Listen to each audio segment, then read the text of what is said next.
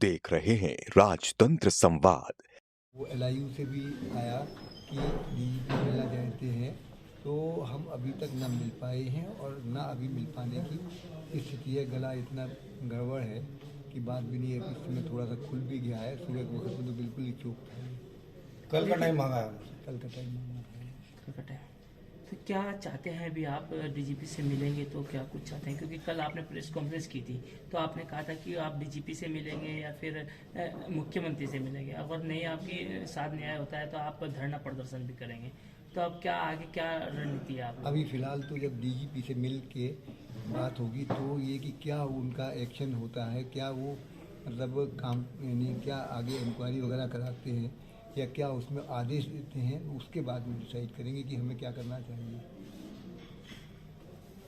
आप किस तरह से अपनी बात रखेंगे डीजीपी के पास? ऐसा है ना, ये मुझे पहले तो शक था, 2 महीने पहले ही मुझे शक था कि ये मर्डर है या मर्डर हो सकता है। तो मैंने इनको भी 1 महीने पहले ये चीज़ बताया था इन्होंने मुझे। अपने कई दोस्तों, लेकिन मैं दिल्ली में रहता हूँ, बहुत क्लोज दोस्त हैं, उन लोगों को ये बताया था कि मुझे ये शक है और ये आगे होने की पूरी संभावना दिखाई पड़ती है।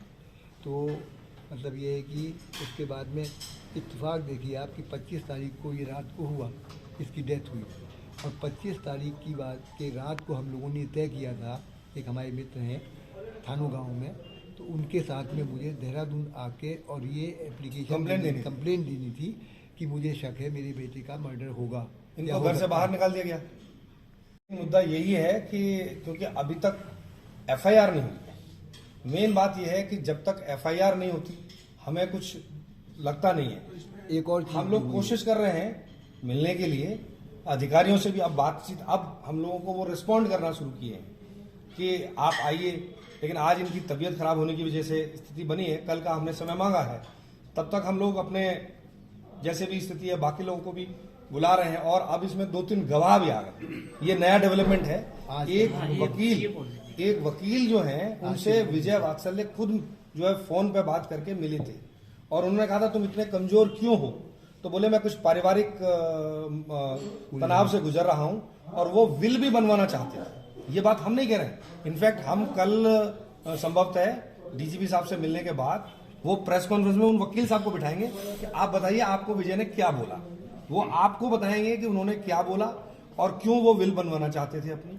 क्योंकि मेन बात तो ये है कि वो अब आदमी है नहीं, तो उनकी किन किन से बात हुई है। दूसरा महत्वपूर्ण बात यह है कि उनके एविडेंसेस को नष्ट करने के लिए हमें संभावना है कि उनके मोबाइल, जैसे बॉडी को नष्ट कर दिया गया, उनके मोबाइल को नष्ट किया जा सकता है, उनके बैंक अकाउंट्स से सारा पैसा निकाला जा सकता है।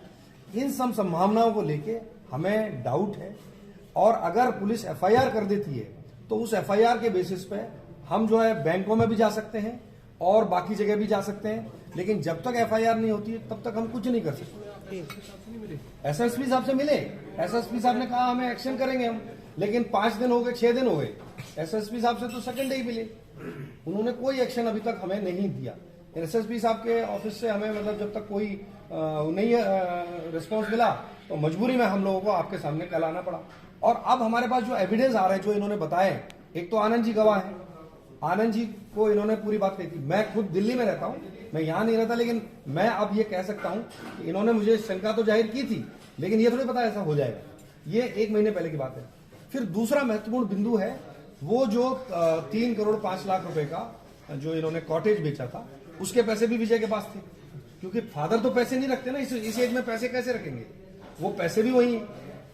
ये महत्वपूर्ण बात है। तो ये पुलिस का काम है कि वो ट्रैक करे कि वो पैसे कहां। 1 करोड़ 80 लाख रुपए कैश और 1 करोड़ 25 लाख रुपए जो नहीं, 1.25 करोड़ तो पेपर पे था। हाँ। 2.25 करोड़ जो है वो कैश में था। हाँ। और उसके अलावा 1.5-2 करोड़ रुपए हमारे पैसे रहते ही थे संजय के पास में। मतलब घर में जो पैसे थे वो अलग है। वो अब क्योंकि इनको घर से बाहर निकाल दिया गया था, इससे ये बड़ा क्लियर हो गया कि ये सारी की सारी सोची समझी मतलब साजिश थी। इससे प्रूव होता है। सीरीज ऑफ इंसिडेंट लगाइए, पुलिस का कोऑपरेट नहीं। तारीख को शाम को ये हो गया, 26 तारीख को जब मुझे मिलना था तब तक मर्डर हो चुका था। आप देख रहे हैं राजतंत्र संवाद। राजतंत्र संवाद आपका अपना चैनल है। चैनल को सब्सक्राइब करना बिल्कुल ना भूलें।